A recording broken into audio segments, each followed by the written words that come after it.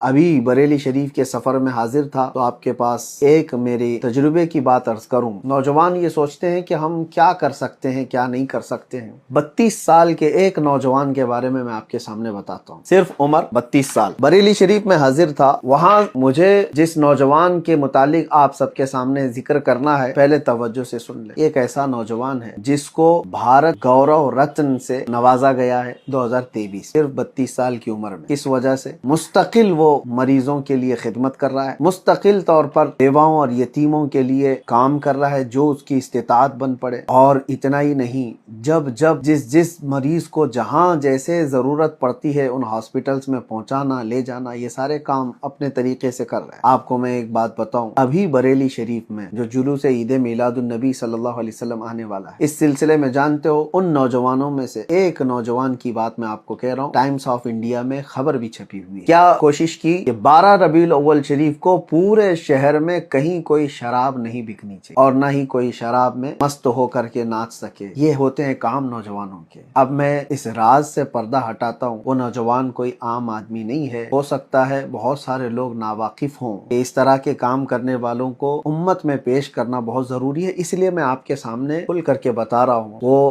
عزیز القدر محب گرامی جناب فرمان حسن خان، جو قائد ملت حضور سیدی اسجد میاں صاحب قبلہ کے داماد، 32 سال کی عمر میں آپ کو حیرت ہوگی کہ گورنمنٹ آف انڈیا سے کارپوریٹ افیئر منسٹری نے ایوارڈ سے نوازا۔ صرف یہ ایوارڈ ہو سکتا ہے دنیاوی اعتبار سے لوگ یہ سمجھ رہے ہوں بھارت گورو رتن ایک ایوارڈ ہے، لیکن مجھے حیرت اس وقت ہوئی کہ بہت سارے لوگوں کو ایوارڈ تو دیا جاتا ہے، بہت سارے لوگ ایوارڈ لیتے رہتے ہیں، لیکن آپ کو پتا ہے کہ 2025 کے U P S C board کے ایگزام میں، U P S C board آپ جانتے ہیں پورے انڈیا کا یہ سب سے بڑا امتحان ایگزام ہے جس سے بڑے بڑے آفیسر بنتے ہیں۔ U P S C board کے ایگزام میں سوال پوچھا گیا ہے کہ وہ کون ہے جس کو 2023 میں بھارت گورو رتن ایوارڈ سے نوازا گیا۔ وہ کوشچن پیپر بھی موجود ہے، کوشچن پیپر میں، اور آنسر میں یہی کہا گیا ہے کہ فرمان حسن خان۔ یہ بڑی خوشی کی بات ہے، میرے لیے بھی بڑی خوشی کی بات ہے۔ بہت سارے لوگ یہ تان و تشنیع کرتے رہتے ہیں کہ سنی کیا کر رہے ہیں، سنی یہ کر رہے ہیں۔ یہ اور بات ہے کہ وہ نام و نمود کے لیے